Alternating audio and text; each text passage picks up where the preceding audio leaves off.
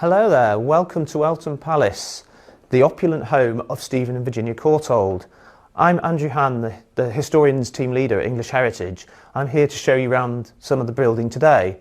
And we're today standing in probably the most extravagant room in the house, Virginia Courtauld's bedroom.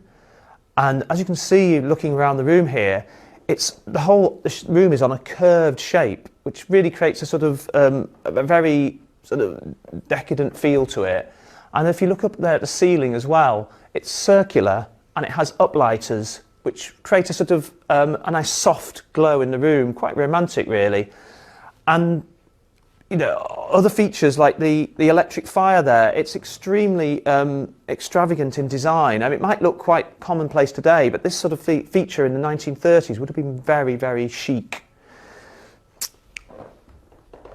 And as we look around the room, we can see again, it's all sort of the colours are all pinks, purples. It's all very soft and feminine, and this is the sort of character that Virginia was looking for when her favourite designer, Peter Malacreda, who designed this for her. It was the sort of the epitome of 1930s chic. And if we go over here, we can see Virginia's telephone. Very interesting, newly acquired object here for our collection. It's golden or gold lacquered, which is, just fits in with the feel of opulence in this room. And this was found, believe it or not, in a skip. It had been thrown out in the 1980s when the army who were based here at the time, the Army Education Corps, were having a clear out.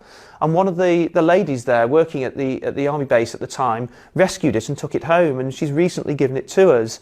And it's going to be, this is where it would originally have been, in Virginia's bedroom, because Virginia just loved to speak on the phone, and it was one of the few outside lines that were available in the house, enabling Virginia to phone anyone she wanted, whenever she wanted. But this is going to be on display in the map room downstairs for visitors come the beginning of the new visitor season.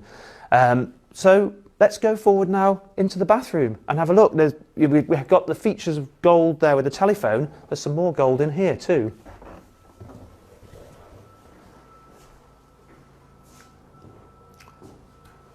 Well, straight away your attention's drawn to this bath with its gold mosaic backdrop and the bust of Psyche there in the centre, the gold lion mane spout there, gold taps. The whole of the room is inlaid with onyx, which is an extremely precious material as well. You've got a gold-plated towel rail, and over here you even have a gold-plated sink, taps and plug hole. The whole room is just very luxurious, and also with the light fittings are all again uplighters and these sort of prismatic glass features on the wall there, which would have created quite a sort of romantic feel in here while Virginia was soaking in the bath. It must have been quite a pleasant experience to be in the bath here. And we do know that some of the army who were here from the 1940s used to use the bath too, so not quite what they made of it, I don't know. But now we're going to go on and we're going to look at something quite different. That's Stephen Courtauld's bedroom, and you can see over there's a connecting door which leads through from Virginia's room into Stephen's room, but we're going to take the long way round.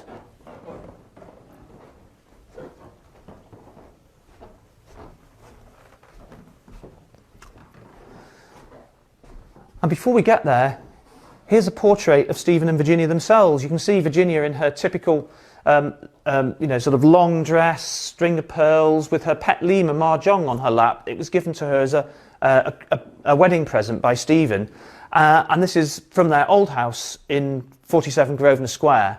But here we go, on now into Stephen's bedroom. And straight away you'll get a very different feel in this room. It's much more sort of staid and austere. Instead of the paintings of classical scenes on the wall, you've got prints of Eltham Palace, showing Stephen's interest in the history of the house and its collections.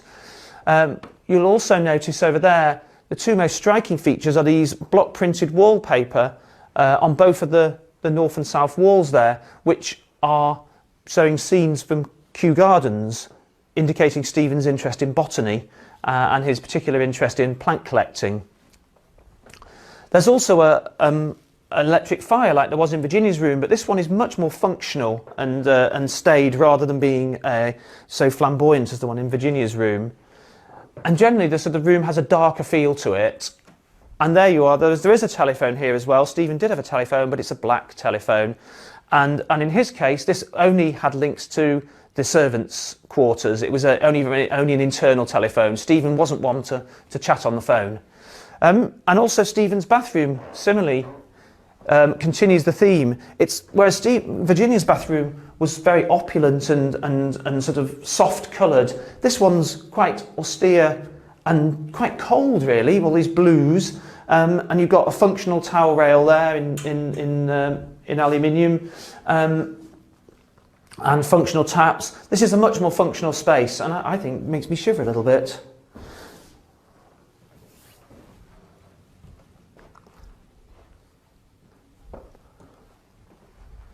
So I've now shown you the bedrooms of Stephen and Virginia Courtauld. There's obviously lots more to see in the house, lots more fabulous rooms to enjoy. So please do come and visit us sometime.